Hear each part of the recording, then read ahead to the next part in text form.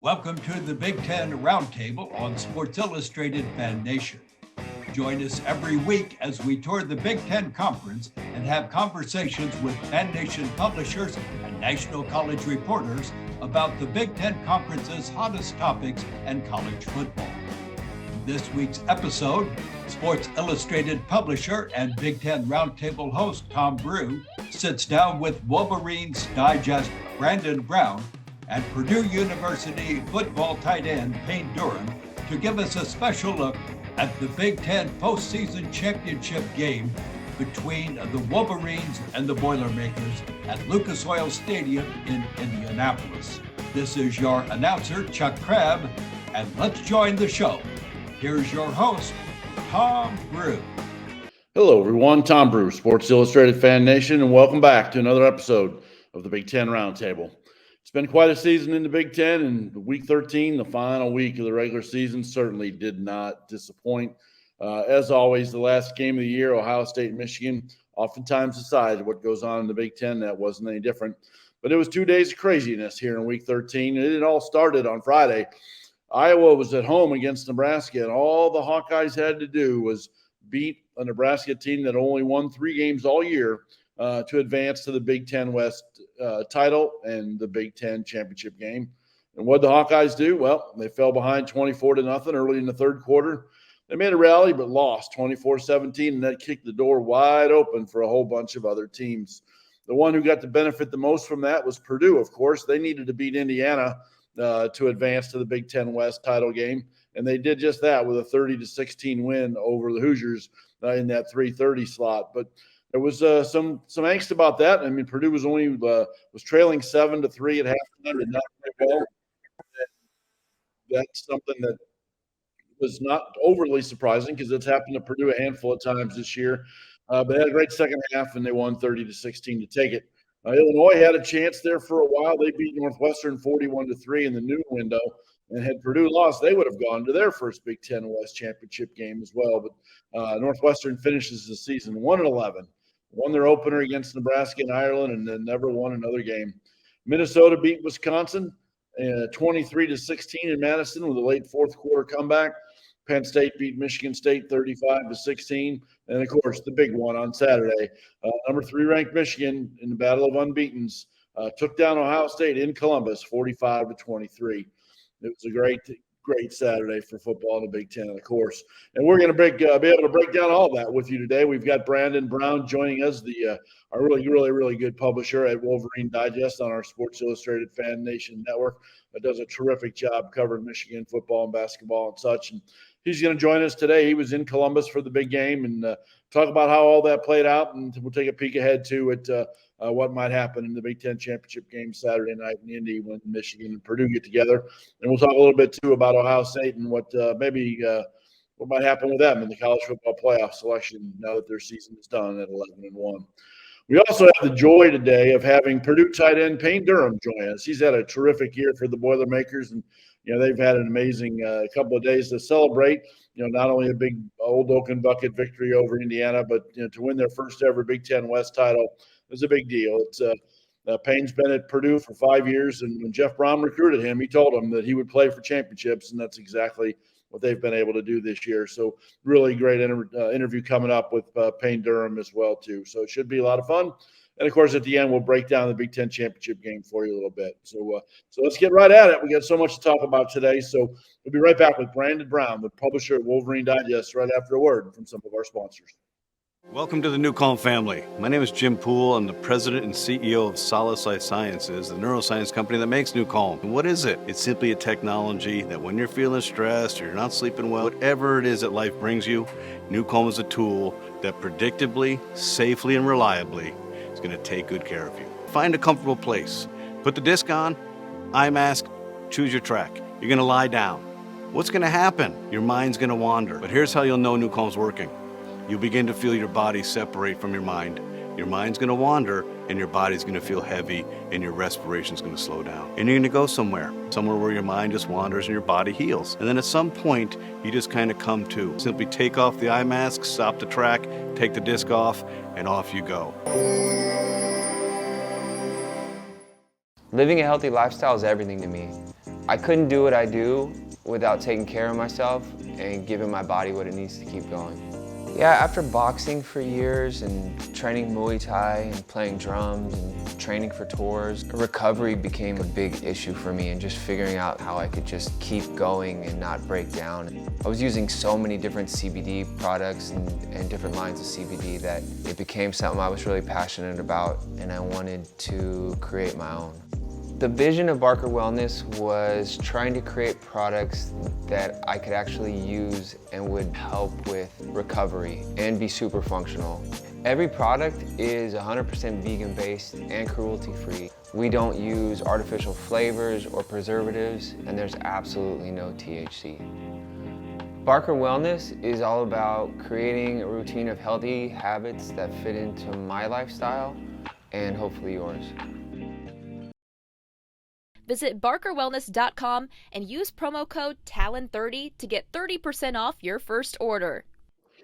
All right, welcome back to the Big Ten Roundtable, our Big Ten championship game preview, and certainly a look back to Week 13 of what turned out to be certainly a crazy week in the Big Ten, and an enormous amount of fun too, with 3 games that mattered. But certainly the one that mattered the most was Michigan's little stunning 45-23 victory at Ohio State to win the Big Ten East and to remain undefeated and take that top spot. So happy to bring in Brandon Brown from Wolverine Digest to talk about that terrific game and especially second half. What a great second half by the Wolverines to beat Ohio State for the second year in a row and doing it without all hands on deck, sort of literally and figuratively. And to win back-to-back games against the Buckeyes certainly just has to have Ann Arbor just over the top right now. Yeah, there's no doubt about it. And stunning is a good way to put it. I'm 2 years in a row now of picking that game incorrectly. I mean, last year, Michigan hadn't done it in so long that they were not viewed as the favorite in that one and dominated that one. And then this year it's in Columbus. All right, Michigan was great last year. Hassan Haskins, Blake Corum 1-2 punch. But in Columbus, good weather this year. The weapons on offense for Ohio State, Blake Corum not 100%. I just couldn't bring myself to, as good as I thought Michigan was and everything that they do well, that will travel, the defense, the adjustments, the running game. I just thought with some guys being out, Blake Corum most notably, Mike Morris on defense, that it was going to be hard to do in Columbus, and I couldn't have been more wrong. I mean, you mentioned the second half, 28-3 in the second half. They win the game going away by 22. Might not have even been that close. It was maybe the best performance I've ever seen by a Michigan football team against Ohio State, especially in that second half. It was an unbelievable day being there and just watching it unfold that way. Yeah, one of the things that was amazing to me about that, obviously just the 3 points in the second half. I went into that game thinking that. I mean, obviously Ohio State, probably, in my opinion, best offense in the country, against Michigan, probably the best defense in the country. And that, something had to give there. And I kind of felt going into it, that if Michigan could keep them under 24 somehow, that they'd have a pretty good chance, and then, there's 20 by halftime, and I would just, and Ohio State was moving the ball pretty well that whole first half. And, but then, certainly I think the one thing with Michigan, especially in these last 2 years, is they have made adjustments on the fly dramatically better these past 2 seasons than they did prior to that, because there were a lot of, from being around. I mean, going, 19, 18, 17, there were a lot of games they were ahead that they just let leads slip away late, and they don't do that anymore. And, just to simply lock down an Ohio State offense, sure, they were missing a piece or two, but to lock down that offense and only allow 3 points, to me was just, the story of the year in college football, as far as I'm concerned, holding that offense to 3.5 points. Yeah, I mean, it's crazy what you just said. They did it with 2 different defensive coordinators. Last year it was Mike McDonald. This year it was Jesse Minter. So a massive credit to Jim Harbaugh for finding those 2 guys. Mike McDonald had never been a defensive coordinator before, and Jesse Minter was coming from Vanderbilt, where, let's be honest, Vanderbilt wasn't stopping a whole lot of anything when he was there. So, but, NFL background guys, Baltimore Ravens system defense guys, and that allowed some continuity, even though it was 2 different people from last year to this year. And you're right, they have been doing that for 2 seasons. The adjustments on the fly this year, certainly on the fly as well, but it was almost like they literally flipped a switch or something. It's like a different team in most of the second halves of the Big Ten schedule.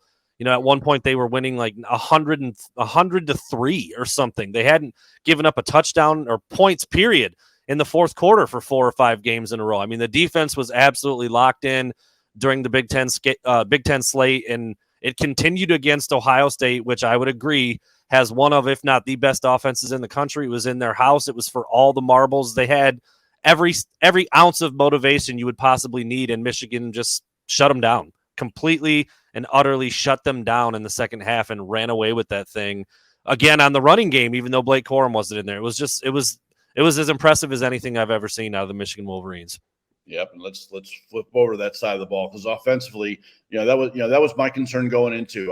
With Blake Corum being hurt, and obviously nobody really knew for sure what his availability was going to be, and with Edwards with the broken hand and stuff like that, where you just didn't know what they were going to get out of the offense. That was my concern going in. As much as I was sort of hoping that Michigan could do that a second time, I was just concerned as to whether they could run the ball enough, and obviously they couldn't run it all the first half. That part of the storyline was exactly accurate. But to me, for Michigan to be able to figure it out to not only start to run the ball the way they did, but just to break one big, huge play after another. I mean, 5 plays of 45 yards or more, 4 of, I think it was 67 yards or more. I mean, it just like that. That Ohio State defense, I thought, was much better this year than last year. But to do that against them, to me, that's all credit to Jim Harbaugh and his offensive staff for making that happen. And of course, J.J. McCarthy and all those guys for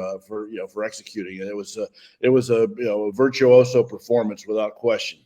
Yeah, it was, the big plays. I mean, the 75-yarder by Donovan Edwards, the 85-yarder by Donovan Edwards, a couple really long ones by Cornelius Johnson, who hadn't done a lot of that this year. I think it was 4 touchdown plays of more than 60 yards against Ohio State. They had given up exactly 1 of those through the first 11 games. I mean, I just didn't see it coming. Nobody saw it coming because J.J. McCarthy, all the talent in the world, they just didn't let him really do it. Or if they did, he wasn't able to connect on a lot of those deep balls. It was either a lack of opportunity, or when he did get the opportunity, they just couldn't quite link up. And then somehow, some way against Ohio State, he hits.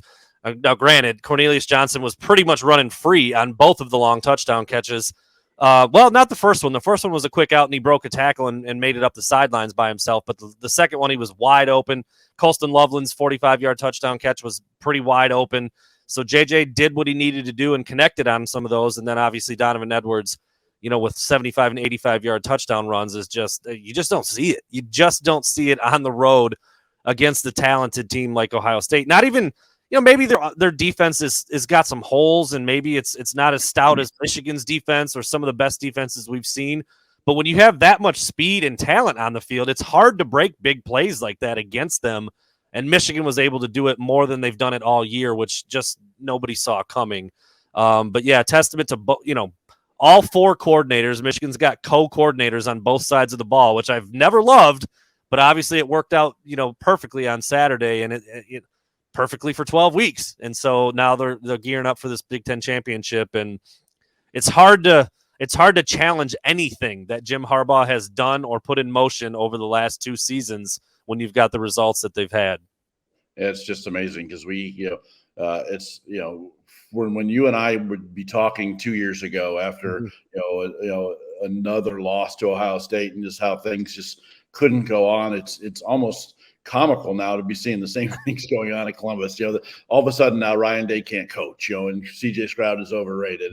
It's just ridiculous. It's like, to me, as a Big Ten fan for 60 years, the best of the Big Ten is if the neest 10 years that Ohio State wins 5 of these games and Michigan wins 5 of these games, and the rivalry's back and it matters and it goes back and forth. I mean, because for what happened prior to this, if Ohio State was like 15 of 16 or something like that, that's not a rivalry when that happens. And I think now with the script flipped a little bit, I think there's nothing better for both programs and nothing better for the Big Ten, for these 2 teams, to have this going, to have there be some back and forth now, and to know that you could go into that last Saturday in November, with the underdogs, winning, and the two teams being, really on level playing grounds. And, and I think we've seen, the rivalry is back certainly now. And I think you certainly know Ohio State's not going away. I mean, it's just, I think we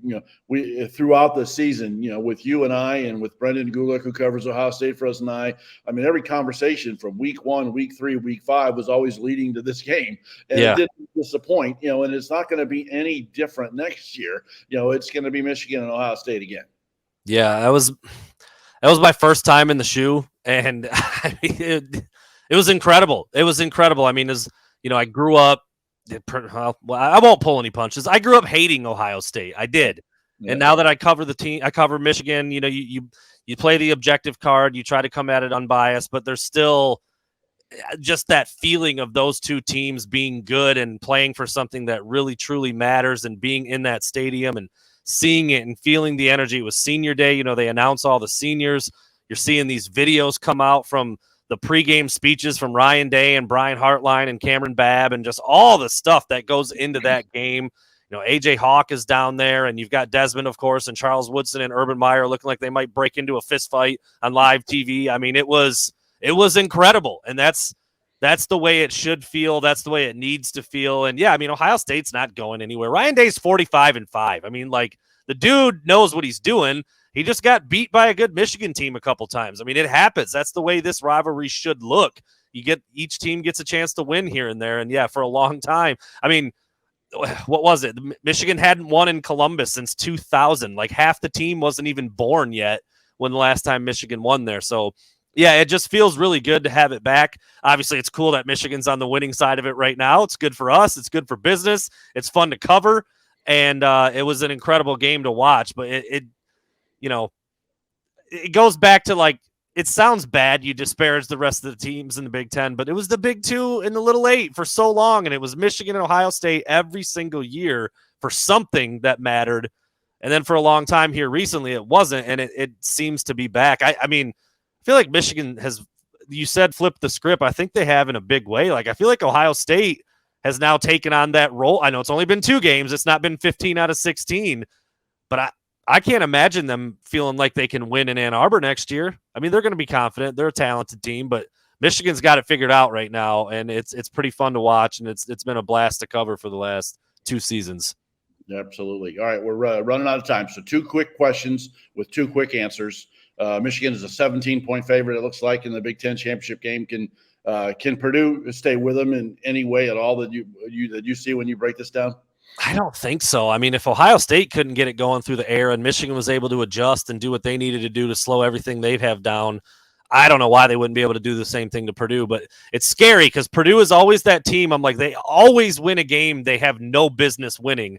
And I don't think they've done that this year yet. So, like, that gives me a little bit of pause. But no, I would expect Michigan to win and cover that number, which is pretty big for a championship game. Absolutely. And obviously with a win, Michigan back in the college football playoffs. So my last question for you, yes or no, does Ohio State deserve a college football playoff spot or not? Simple yes or no.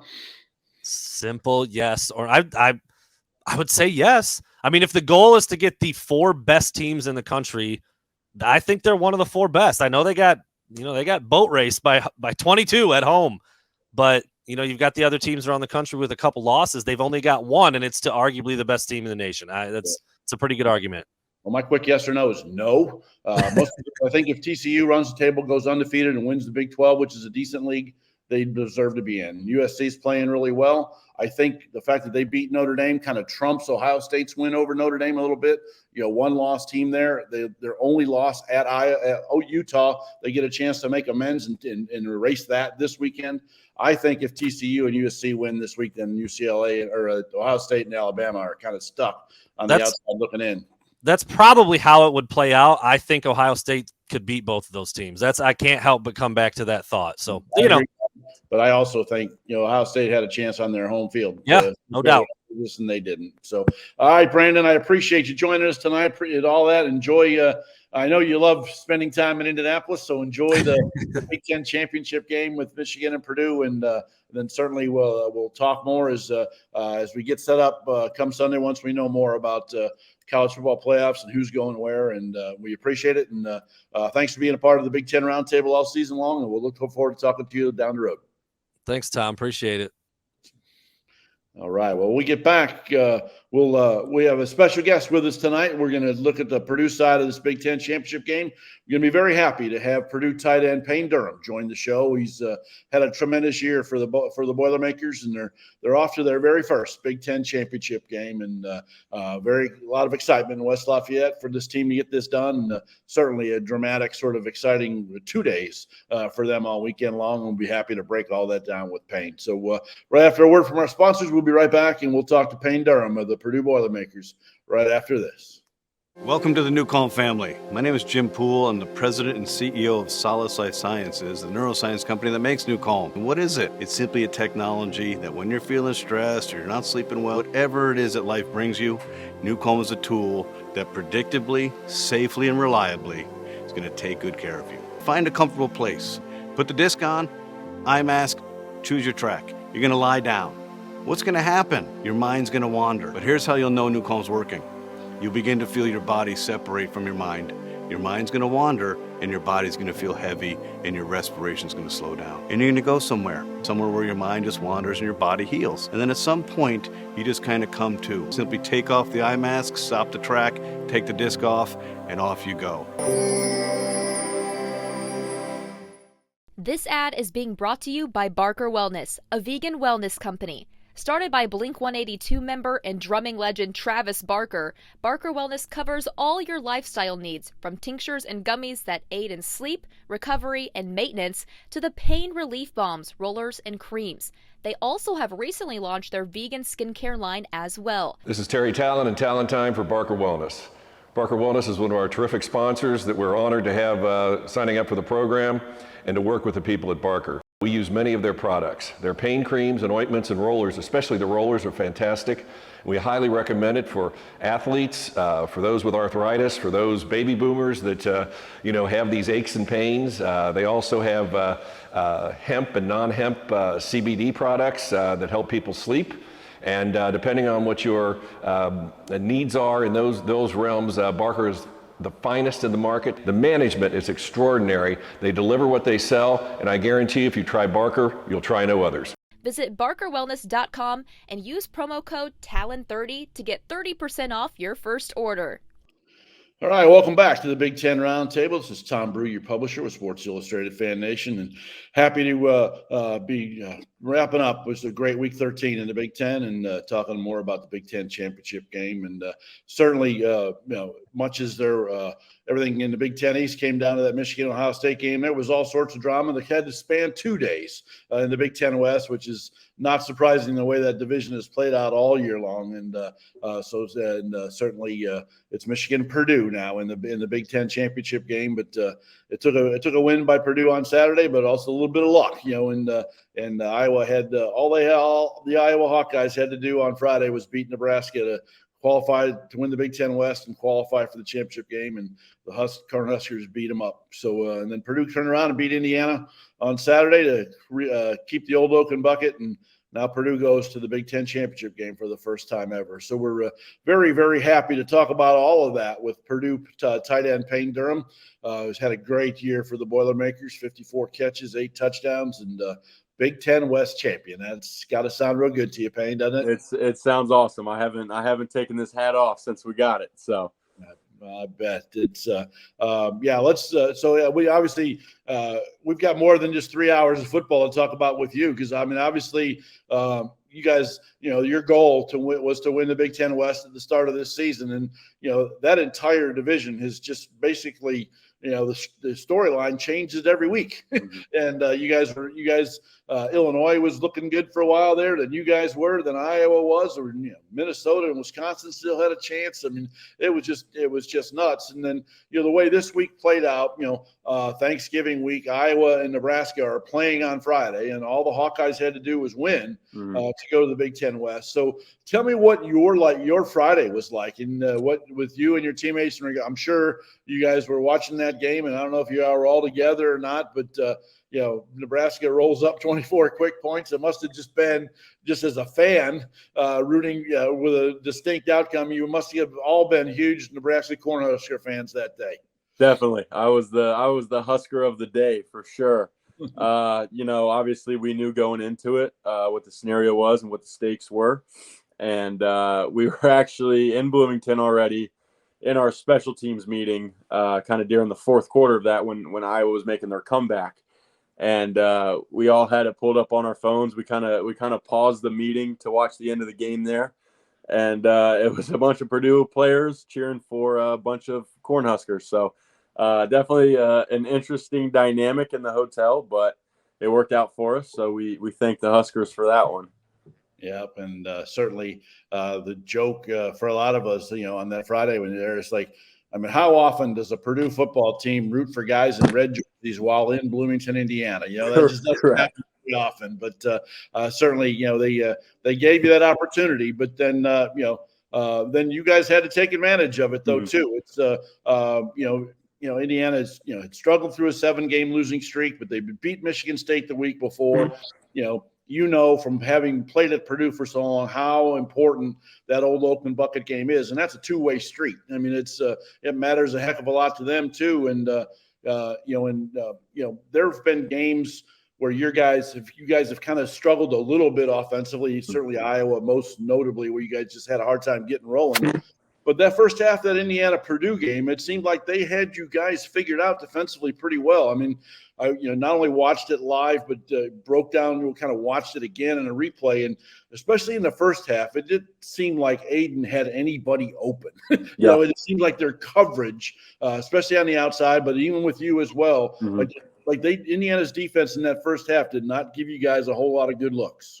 Definitely. They, we knew they were going to come out juiced up. Rivalry game means a lot. And, for them, I'm sure they knew the scenario as well, and they wanted to ruin Purdue's chances. So, they came out, they were juiced up and shutting a lot of our stuff down. And I think myself, especially, I can't speak for other people, but I felt like I was playing tight, we can't lose this game. We have to win this game. So at halftime, my coach kind of came up to me and said, hey, just relax, go out there and play. And that was kind of the vibe of it. Everyone just kind of, it's a 4-point game. Take a deep breath. Let's go back out in the second half and let's dominate them. And so once we all kind of took that big, deep breath, we figured it out. So, yeah, I seem to think that, that there was one of two things there at halftime. One, it was either, there was either a fiery speech, or two, kind of like you said, it was just more of like catching your breath, saying, hey, we got this. We just, we're in it seemed like you guys were sort of in your own way a little bit. Correct. You needed just to take a deep breath, kind of chill, and just play Purdue football. And second half, you did exactly that. Scored 27 points. Basically scored, just about every possession of the second half, when it mattered. Broke some big plays and had some nice third down conversions to keep drives alive. The Purdue offense, the second half was the Purdue offense we've seen at its best all year long.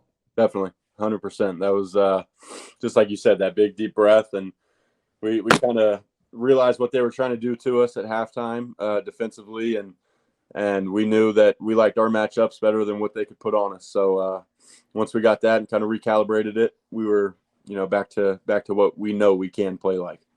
Yep, and I wanted to kind of just ask too, just for the emotions of all that, because we've kind of found out after the game about Aiden and his brother. Such and his emotions of all of that, but it seemed like at the end of the game, there's just a whole lot of stuff that are all rolled into one. I mean, because I know how much it means to you guys to win that old open bucket too, and to keep that in West Lafayette, where you guys just feel like that thing belongs, and the emotions of winning that game, but winning the Big Ten West that comes with it. But also dealing with, someone I know you're so close to, who was sort of dealing with that personal issue and struggle as well. That, that post-game locker room, I'm sure, had a lot of smiles, but a lot of tears as well. Definitely. It was. I told you that was going to happen. I apologize. Yeah, you haven't had many drops this year, Payne. But I know it. There goes a bad one right there. I can blame it on my dog here. Yeah, even the best tight ends in the league can have at least one drop every once in a while. Look, there it is again. Two, or maybe two drops. But I apologize. This is okay to make drops on a Monday night as long as you're not doing it on Saturday. correct. Unprofessional by me. I apologize. No worries. There we go. Okay, so after the game, I mean, it was a roller coaster. Obviously, not everyone was aware of Aiden's situation going into the game, and everyone respected his privacy through all that. And just as one of your best friends going through something that difficult, something that I unfortunately have actually been through myself. I mean, it speaks characters to that kid. His resiliency and how much he cares about this team to just be able to be around people in a time like that, and let alone go play a good game and beat a rival in a game that means so much. It speaks volumes to what kind of person he is and how much he cares, really. So it was emotional after the game, to say the least. Yeah, no question about that. And of course, winning the Big Ten West, you guys have never done that before. Mm-hmm. And I know, like, when you were recruited to Purdue, that was sort of the message that, you come here and we'll do that. Definitely. But there was no track record of that, so it's like, that's that was some blind faith on your part, that, when coaches talk about that and you guys as players want that. So how satisfying and gratifying is it, that you guys actually got it done, that you guys are Big Ten West champions, and like you said, you're not going to take that hat off for a while. So. Definitely.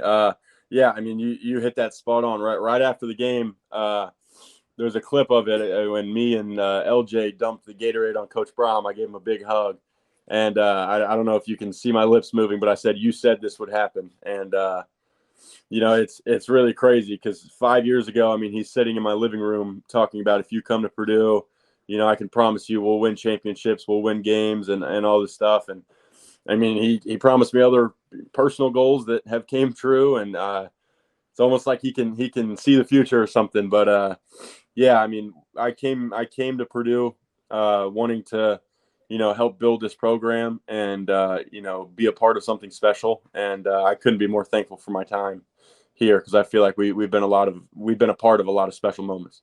Sure, absolutely. And I think for what you guys have gone through that entire time, I mean, you've been there for 5 years now. You've been able to experience, obviously, these massive highs now this year, especially Saturday and such. But you've been through some rough times there too. And and as you well know, for me, like, being around both Purdue and Indiana programs, we've seen you guys be down and be up. We've seen them be up and be down. It takes a lot of character and a lot of perseverance to kind of get through the hard times, so that you want to believe in the fact that the good times can come. But they're not going to come on their own. They don't come easy. I mean, it's the amount of work that you guys put in to turn this thing around. I think it certainly started last year too. Last year was a good year. You made a good step forward. But this year, to even get that extra step, and like I said, certainly the Big Ten West was weird. But still, when you guys needed to win games to win it, you did it. And and to be to win championships, like you said, it's what you came there for, and to have that, it just must be a tremendous feeling these last couple of days, just to be able to celebrate all of that. Definitely. Like you said, I mean, those low moments make the highs that much more worth it. And I've been here 5 years. I've seen my fair share of lows, definitely. But I think that's kind of what embodies the culture of our team, and really what a Boilermaker is. It's someone that can, find a way through that adversity, kind of see the light at the end of that tunnel. And I think this team has just done an amazing job of it. I mean, early on in the season, I think a lot of people counted us out. We were definitely down. We definitely needed to re-find ourselves and really fall back on our culture. And I think that's what inevitably saved us, was our culture going through it, and how much we stuck together and how much we believed in ourselves. Yeah. And I think, even like when you look back, at this season, you've won enough to win a championship. But, Penn State, you guys had that game won. A couple more. You're just a couple of plays away from winning that game. Syracuse, same thing. Certainly, I mean, I personally think you guys cost yourselves in that one. Yeah, 100%. Me included, especially. Well, I wasn't going to say that directly, but yeah, you included. Yes. It's like those part of it. Like, it adds up to 8-4, but it's like you guys have played much better than that. You've had a special season. I mean, to me, really, the Iowa game was really the only real dud, where you guys just never could get going. But there were a lot of teams that never got going against that Iowa defense this year. And it's to be expected, so it happens. But now you're there. So, all right, so you win the Big Ten West. The prize that comes with that is being able to play in Indianapolis, but against a Michigan team that's 12-0. Yep. It's they've basically they're 23-1 in the regular season in the last 2 years. They've been really good, and defensively, they probably have the best defense in the country. That's going to be a real huge test for your offense. I know it's we're recording this on Monday night, so I know you guys are just getting ready into your prep a little bit. But from what you've seen so far, what do you think of that Michigan defense, and what's going to be the biggest challenge for you guys to try to stay in that game with them? They're obviously a very good team. Definitely, they're a great team. Coach Harbaugh does a great job with them. Like you said, 23-1, that's impressive, and that definitely speaks for itself. I think they have a really good defensive line. They got linebackers that know how to play. Their secondary is really good, so it's definitely going to be a challenge for us. I do think that, when Purdue plays its best is when we're the underdogs, and so we're kind of embodying that. We said our goal was the West, and we feel like we're on free time right now. So anything we get extra is just more fun for us. So, it's definitely going to be a challenge for us. It's definitely going to be fun and exciting, and we're definitely looking forward to the opportunity. Yep, I know and that's exactly that. I mean, it's an opportunity to, because outside of friends and family, no one really expects you to go there and win. Correct. Michigan, they are a well-coached team, so they are not going to look past you, but everybody else sort of is. And there's a track record to prove that. I mean, the Big Ten East teams have dominated this championship game now for going on a decade, and a lot of the games haven't even been close. But I think they've won 8-9 in a row. It certainly is a big challenge for you. But that's you're playing with house money a little bit, and you guys have done this. Brandon Brown, who I talked to earlier. Michigan people were talking today about how Purdue has this history every year of winning a game that they probably shouldn't win. You guys have gone, and beaten Ohio State a bunch of times during the top five. You've gone, and beaten, Iowa teams and Wisconsin teams that, that were ranked pretty high when you shouldn't have won. And he was saying, well, Purdue hasn't really done that yet this year. They won the games they were supposed to win. And they haven't really stunned anybody yet. And, this is sort of the last chance. So it's, like you guys, is confident the right word? Like how do you go into that game in regards to looking at it as to what you need to do to win that game? Definitely. I think we go into it with, the same mindset we go into every game with. Obviously it's different and the situation's different, but I think we go into it saying at this point, we have nothing to lose. Like you said, no one expects us to win this game. No one believes in us, and that's all right with us. It doesn't hurt our feelings. We go into it with the mentality of we know what we can do, and we know if we click on all cylinders, I think we can play with anybody. So we're going to prepare super hard this week, keep watching film, practice hard, and go into it confident in ourselves for sure is a good word to use, and try to make some sparks fly on Saturday. That's right. That's all you can do. And I always tell people when they get in a situation like that, especially now it's your fifth year, it's enjoy the moment. It's Big Ten championship games don't come along very often, especially in a league where we're in, where it's it takes a good heck of a season to get there, and you guys have done that. So enjoy Indy, enjoy the game, Payne, and have a great time, and and good luck on Saturday night. We'll all be watching. Awesome. Thanks, Tom. You're welcome. All right. Well, that's Payne Durham, tight end from Purdue. He's had a great year, great player. I really appreciate him being part of what we've done, both at Purdue and on the Big Ten Network all year long, and certainly wish them well in the Big Ten championship game, first time for the Boilers. So when we come back, we'll hear from our sponsors here for just a little bit, and then we'll break down that Big Ten championship game, give you all the details on that, and then we'll wrap up the second to last show of the year right after a word from our sponsors. This is Tom Brew with Sports Illustrated FanNation. We'll be back right after this. Welcome to the New Calm family. My name is Jim Poole. I'm the president and CEO of Solace Life Sciences, the neuroscience company that makes New Calm. And what is it? It's simply a technology that when you're feeling stressed or you're not sleeping well, whatever it is that life brings you, New Calm is a tool that predictably, safely, and reliably is going to take good care of you. Find a comfortable place.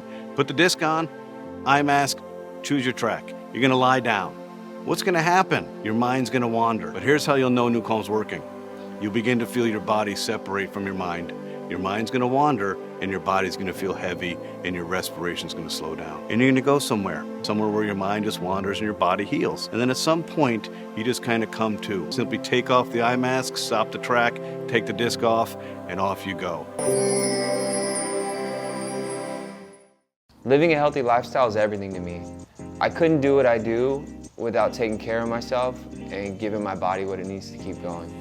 Yeah, after boxing for years and training Muay Thai and playing drums and training for tours, recovery became a big issue for me and just figuring out how I could just keep going and not break down. I was using so many different CBD products and different lines of CBD that it became something I was really passionate about, and I wanted to create my own. The vision of Barker Wellness was trying to create products that I could actually use and would help with recovery and be super functional.